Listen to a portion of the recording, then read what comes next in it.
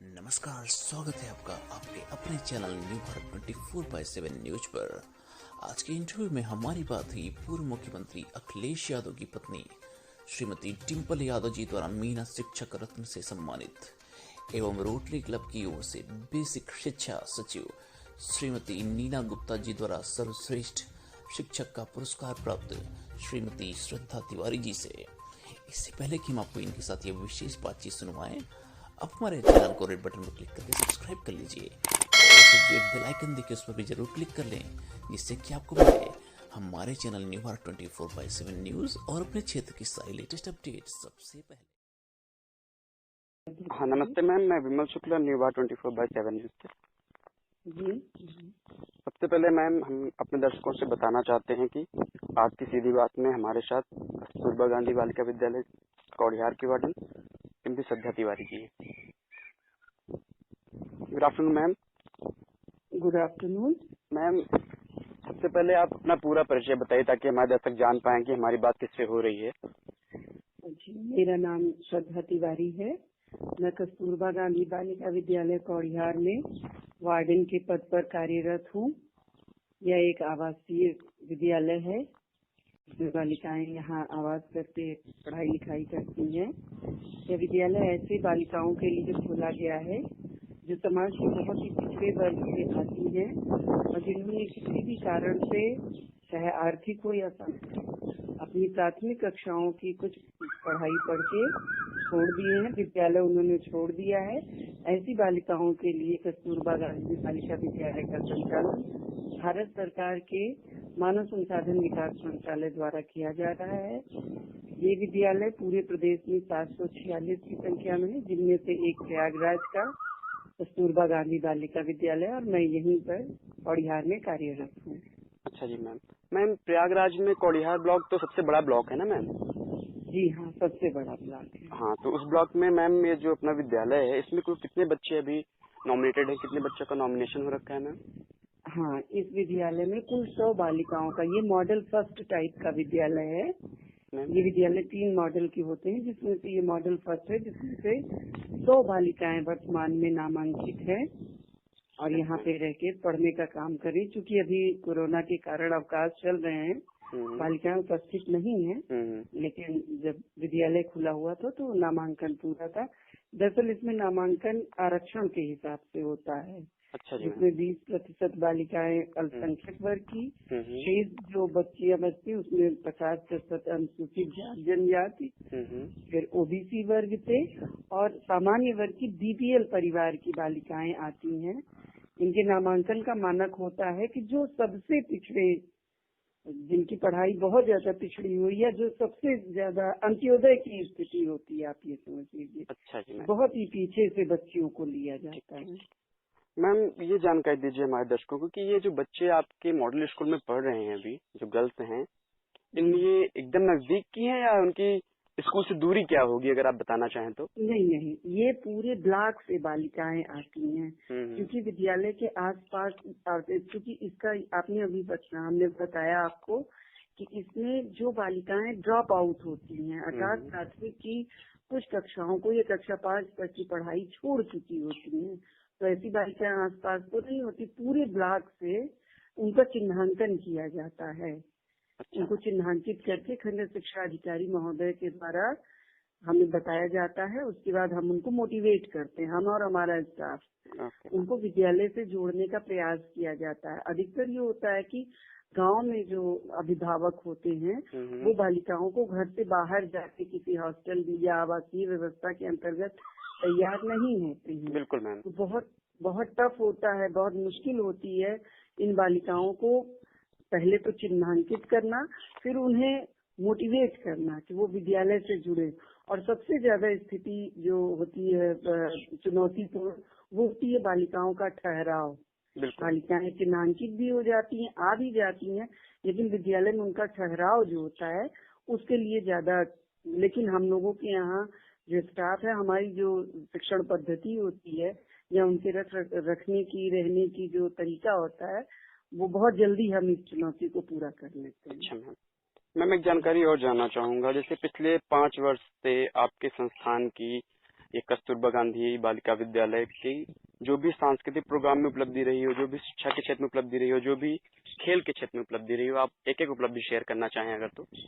हाँ जी, पहले बता दें कि ये 5 साल से नहीं बल्कि 13 वर्षों से चल रहा है। हाँ विद्यालय जी। कौड़ियार ब्लॉक में अच्छा सन मैम। 2007 से चल रहा है अच्छा अच्छा। यहाँ पे, और निरंतर ये विद्यालय प्रगति की ओर ही है। 2007 से अब तक जो बालिकाएं हमारी पढ़ के गई हैं, हाँ जी। शिक्षा के क्षेत्र में उनका ये अचीवमेंट रहा है कि वर्तमान में जो पढ़ रही हैं वो तो बेहतर कर ही रही हैं। इसके अलावा जो बालिकाएं पढ़ के गई हैं, बहुत कम ही बालिकाएं हैं जिनका कक्षा 8 के बाद पढ़ाई छूटी हो। हम लोगों का पूरा प्रयास रहा है कि उन्हें आगे की कक्षाओं में नामांकित करवाया गया। वर्तमान में ये स्थिति है कि हमारी कुछ बालिकाएं सरकारी सेवा में भी आ गई हैं। अच्छा जी। जैसे एक बच्ची है वो प्रदेश पुलिस में चयनित है, अच्छा। आरती पटेल। अच्छा। एक बालिका है रेशमा जो विद्युत विभाग में कार्यरत है। अच्छा जी। हमारी 3 बालिकाएं हैं जो बीटीसी का प्रशिक्षण ले रही हैं। बहुत बढ़िया। 6 बालिकाएं हैं जो एनम और जेनम का कोर्स कर रही हैं। Very good. शेष बालिकाएं भी उच्च स्तर की जो उच्च कक्षाओं की पढ़ाई है, एमएससी, बीएससी, ये भी कर रही हैं। और वर्तमान में जो बालिकाएं हैं उनकी भी ये स्थिति है कि जो अभी सेट फर्स्ट का जो लर्निंग आउटकम का एग्जाम आया है रिजल्ट, उसमें हमारी बालिकाओं का कुल 100 बालिकाओं में से 88 बालिकाओं ने A+ की श्रेणी प्राप्त की है। बहुत बढ़िया, बहुत बहुत बधाई हो मैम इसके लिए। अच्छा अचीवमेंट रहा है बच्चियों का। नहीं बहुत बढ़िया। अच्छा मैम, एक सांस्कृतिक क्षेत्र में हाँ, हम आपको बताएं, सांस्कृतिक कार्यक्रम के क्षेत्र में हमारी बालिकाओं ने प्रतिवर्ष, चाहे राज्य स्तर पे हो, जिला स्तर पे हो, मंडल स्तर पे हो, प्रत्येक प्रकार की जहाँ भी कस्तूरबा बालिका विद्यालय की बालिकाओं को मौका दिया जाता है वो वहाँ जाती हैं, प्रतिभाग करती हैं। और अधिकतर होता है कि जैसे आम महोत्सव है या नुक्कड़ नाटक प्रतियोगिताएं, अभी वर्तमान में नुक्कड़ नाटक प्रतियोगिता हुई थी, उसमें भी हमारी बालिकाएं बढ़ चढ़ कर भाग लेती हैं। और स्पर्धा अगर होती है, प्रतियोगिता होती है, तो उसमें स्थान भी प्राप्त करती हैं। इसके अलावा निबंध लेखन, पिछले वर्ष हमारे यहाँ कुछ जिले में विज्ञान आविष्कार कार्यक्रम आप जानते होंगे, उत्तर प्रदेश सरकार द्वारा हाँ वो चलाया जाता है। उसमें हमारी बालिकाओं ने निबंध प्रतियोगिता में प्रथम स्थान प्राप्त किया, 5,000 का पुरस्कार प्राप्त किया। मॉडल प्रतियोगिता में भी 5,000 का पुरस्कार प्राप्त किया। पेंटिंग प्रतियोगिता में भी बच्चियां प्रथम रही, 5,000 का पुरस्कार। साइंस क्विज, मतलब मेरा ये प्रयास रहता है कि बालिकाएं जिस भी क्षेत्र में जाएं वो अग्रणी रहे कस्तूरबा कौड़ियार की बालिका। नहीं, बहुत अच्छा है मैम। इससे मैम 2018 में राज्य स्तर पर खेल प्रतियोगिता हुई थी, जिसमें से विद्यालय की बालिका मुस्कान मिश्रा ने ताइक्वांडो के लिए प्रदेश में भी स्पर्धा की। बहुत बढ़िया मैम। मैं आपको रोक रहा हूँ, एक हमारा थर्ड क्वेश्चन है कि मैम जैसे गाँव में जो भी पेरेंट्स होते हैं वो गर्ल्स को, जैसा कि आपने कहा कि पूरी तरह की व्यवस्था आवासीय है, हॉस्टल प्रोवाइडेशन है, सो कैसे वो ट्रस्ट करते हैं कि बच्चियों को वहाँ पे प्रॉपर टाइम पे खाना और उनकी सेफ्टी और भी बहुत सारी जो चीजें होती होंगी, क्या उसके लिए आप लोग क्या व्यवस्था करते हैं? कितने स्टाफ इसके लिए प्रॉपर तरीके से रन कर रहे हैं, जो सिक्योरिटी पर्पज के लिए भी हैं, जो कुकिंग के लिए, प्रॉपर टाइम से खाने के लिए, इसके लिए क्या व्यवस्था है मैम अपने कस्तूरबा गांधी कौड़ियार विद्यालय में? जो कौड़ियार की व्यवस्था है वो ये है कि यहाँ पे एक वार्डन होती है, स्टाफ की स्थिति है। अच्छा। एक वार्डन होती है, 4 पूर्णकालिक शिक्षिकाएं होती है। पूर्णकालिक का मतलब वहाँ रात दिन निवास करने। 3 अंशकालिक शिक्षक होते हैं, गार्ड है, चौकी चपरासी है। इसके अलावा विद्यालय में सरकार की तरफ से 2 PRD सुरक्षा कर्मी भी तैनात किए गए हैं। और दूसरी बात जो आपने कहा कि कैसे ट्रस्ट करते हैं, विश्वास कैसे करते हैं अभिभावक, देखिए अभी तो इसको चलते बहुत दिन हो गया है, तो हमारी कार्यशैली से लोग प्रभावित हो रहे हैं, बाहर निकल के बालिकाओं की प्रतिभा दिखाई पड़ रही है।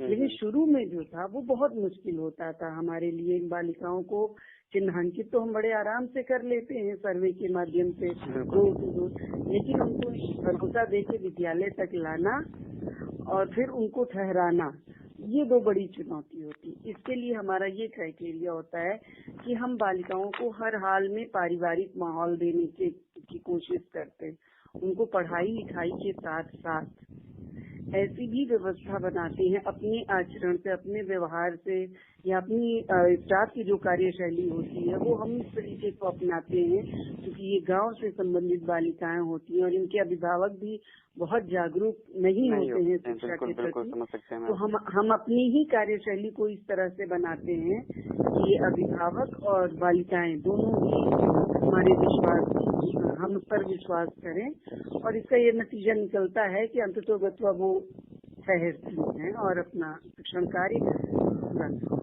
बिल्कुल। मैम एक और बात है, जैसे अब तो गर्ल्स एजुकेशन में क्या है कि पेरेंट्स थोड़ा सा अवेयर हो रहे हैं, लेकिन फिर भी मैम अभी वो लेवल नहीं रहा है जो गांवों में बॉयज का लेवल है और गर्ल्स का जो लेवल है। तो आपका एक संदेश क्या होगा अभिभावकों के लिए कि गर्ल्स एजुकेशन को कैसे इंक्रीज किया जाए और कैसे ट्रस्ट बिल्ड हो हमारे सरकारी संस्थाओं पे कि नहीं सब अच्छा ही चल रहा है वहाँ पे? हाँ, उसका सबसे अच्छा तरीका ये होता है, जो अध्यापक होते हैं, अध्यापक का ये दायित्व होता है कि पहली बात तो जैसे कस्तूरबा विद्यालय ही है, उसमें बालिकाओं को लाएं और उसके बाद बालिकाएं कुछ कर सकती हैं, बेहतर कर सकती हैं, उसके लिए बालिकाओं को प्रेरित करें। एक बालिका अगर आगे बढ़ती है तो उसके कार्य को, उसकी पद्धति को इतना अधिक प्रचारित प्रसारित किया जाए कि शेष अभिभावक भी जो होते हैं वो भी प्रभावित हो, और ऐसा होता भी है। ये सही है कि हमारे समाज में अभी भी बालिकाओं की शिक्षा को लेकर बहुत ही संकुचित सोच है लोगों के मन में, लेकिन तमाम तरह के परीक्षा परिणाम ये स्पष्ट करते हैं कि बालिकाएं अब बालकों से किसी भी श्रेणी में कम नहीं है। केवल पढ़ाई ही नहीं, खेल का क्षेत्र हो, अभिनय का क्षेत्र हो, बिजनेस का क्षेत्र हो, तो आवश्यकता है कि जो सीधे ही जुड़े हुए हैं जैसे अभिभावक और शिक्षक, शिक्षकों को ये चाहिए कि बिल्कुल भी हताश नहीं हो, उनको बराबर जागरूक करने का प्रयास करते रहें, क्योंकि होता ये है कि जो हमारे खास करके ग्रामीण क्षेत्र के अभिभावक होते हैं वो कभी कभी बिल्कुल भी किसी बात को सुनना भी पसंद नहीं करते। बिल्कुल है ना, बालिकाओं की उसके बारे में जो उन्हें ये मात्र भाषण लगता है कि ये बढ़ाने की बात कही जाए, लेकिन इसमें शिक्षकों को हताश होने की आवश्यकता नहीं। आवश्यकता ये है कि बार बार प्रयास करें, विभिन्न प्रकार के उदाहरणों से अभिभावकों को जागरूक किया जाए कि नहीं, इनको भी शिक्षा से जोड़िए। और वर्तमान में तो ये हो भी रहा है कि जो भी बालिकाएं शिक्षित हो रही हैं वो बालकों से अधिक आगे जा रही है प्रत्येक क्षेत्र में। बस जरूरत है उनको मौका देने की। बस यहीं पे अभिभावक चूक जाते हैं कि मौका नहीं देते हैं।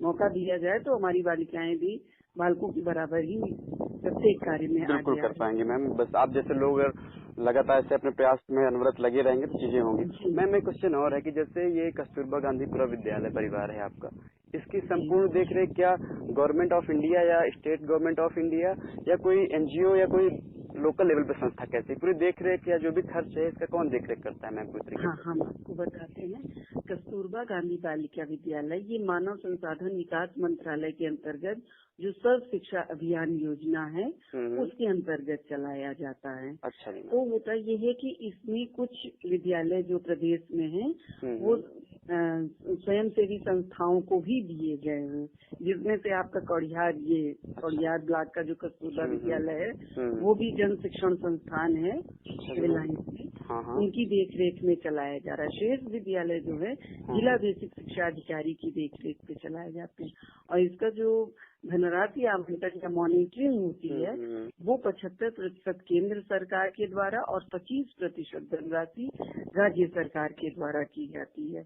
और जो शैक्षिक मॉनिटरिंग होती है बालिकाओं के रख रखाव की, रहन सहन की, वो पूरी तरह से जिला बेसिक शिक्षा अधिकारी महोदय द्वारा की जाती है। और ये जो आपने बताया जन शिक्षण संस्थान, तो इसके जो भी हेड हैं, जो भी इसके टॉप लीडरशिप है, ये कभी चेक करने हमारे विद्यालय परिवार को आते हैं कि विद्यालय में क्या चल रहा है क्या नहीं चल रहा है? और आप शुभ नाम भी उनका शेयर करिए।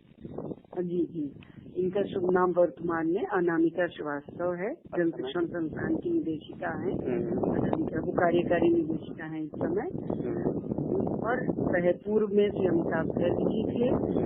जब शुरू से 2007 से आज तक ये सिर्फ संचालक संस्था ही नहीं है बल्कि अभिभावक की तरह इन लोगों ने विद्यालय को देखभाल की है, क्योंकि जन शिक्षण संस्थान जीवन कौशल विकास के लिए बहुत सारे स्वयं के कार्यक्रम चलाता है।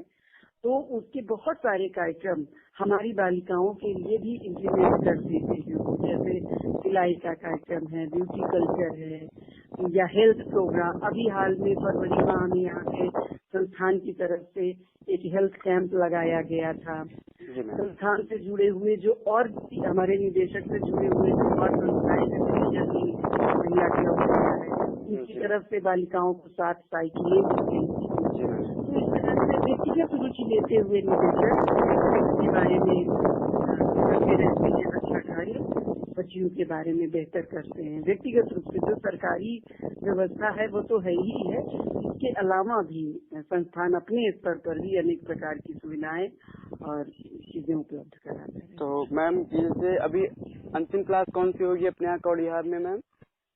बच्चे अभी कौन तो सी क्लास से शुरू करते हैं, कौन सी क्लास में उनका एंड होता है गर्ल्स का? कक्षा 6 से 8 तक की पढ़ाई होती है। अच्छा। अभी जो जितने भी विद्यालय चल रहे हैं प्रदेश में 746, उसमें से 56 विद्यालय ऐसे हैं जिन्हें उच्चीकृत किया जा रहा है क्रमशः विद्यालय की परफॉर्मेंस को देखते हुए। तो भविष्य में ऐसा लगता है कि कौड़ियार क्लास में भी उच्चीकरण होगा। तो ये जो मैम 3 मंथ्स का ये लॉकडाउन रहा या अनलॉक 1 रहा, इसमें आप लोग कैसे बच्चे टच में रहे आप लोग या आपका स्टाफ, और आने वाले समय के लिए आपकी क्या योजनाएं हैं? कैसे सोशल डिस्टेंसिंग या कैसे बच्चों को अवेयर करेंगे कि उनके पास ये प्रॉब्लम ना है, उनकी पढ़ाई भी ढंग से होती रहे? जी हाँ, इसके लिए शुरुआत में ही लॉकडाउन के एक आध हफ्ते के बाद हम लोगों ने एक प्रोग्राम बनाया कि चूंकि लॉकडाउन तो समझ में आ रहा था कि लंबा चलेगा, बिल्कुल तो मैम। जिन बालिकाओं, पहली बात तो हम आपको बता दें हमारी बहुत ही गरीब परिवार की बालिकाएं होती हैं, बिल्कुल मैम। उनके पास जो स्मार्टफोन है एंड्रॉइड वो बहुत कम संख्या में उपलब्ध है। लेकिन फिर भी जितनी बालिकाएं जो उनके अभिभावक इसको प्रयोग करते हैं एंड्रॉइड फोन को, उनका हमने एक व्हाट्सएप ग्रुप बनाया।